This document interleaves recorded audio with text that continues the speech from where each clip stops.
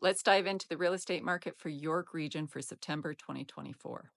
There's been some new announcements from the federal government, as you've likely heard, so let's break it down. First of all, sales volume is up slightly in York Region for September. We sold 875 homes compared to 795 in September of 2023. Stick around to the end of this video to see what this all means for you, whether you're buying or selling or you just want to know what's going on. Let's touch on months of inventory and what this means for the real estate market in York Region.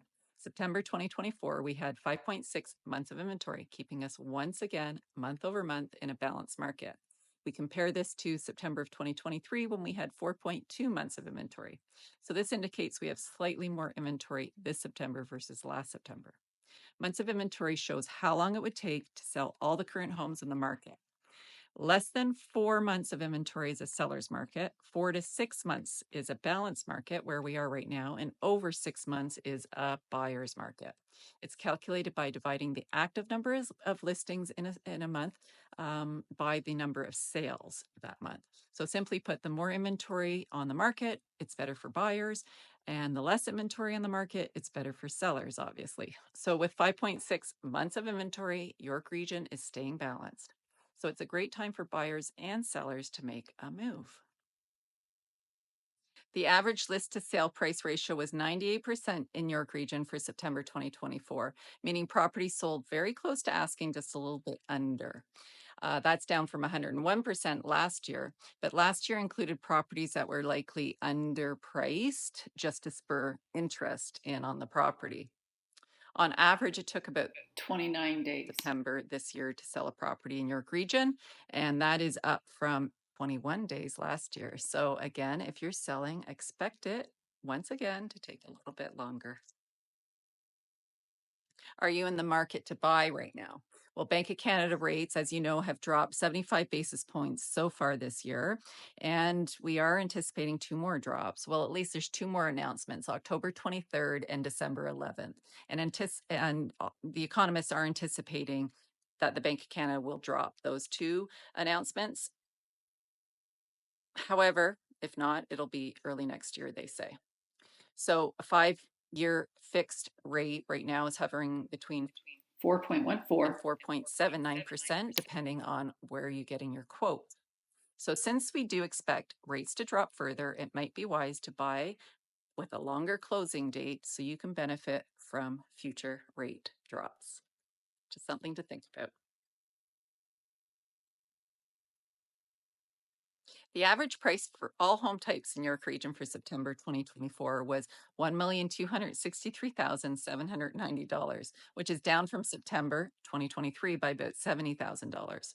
However, comparing average prices year over year doesn't always tell the full story. One year, there might be more luxury homes sold that can skew the average price higher.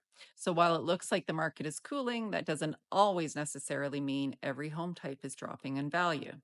That's where products like the Home Price Index or the HPI come into play. The HPI tracks the price of a home, typical home, based on consistent attributes such as the size, the location, number of bathrooms, number of bedrooms, etc., rather than just averaging all of the sales. This helps you get a clearer picture of the actual market trends. Now let's talk about benchmark price. This is also a good indicator of a typical home and what it's selling for.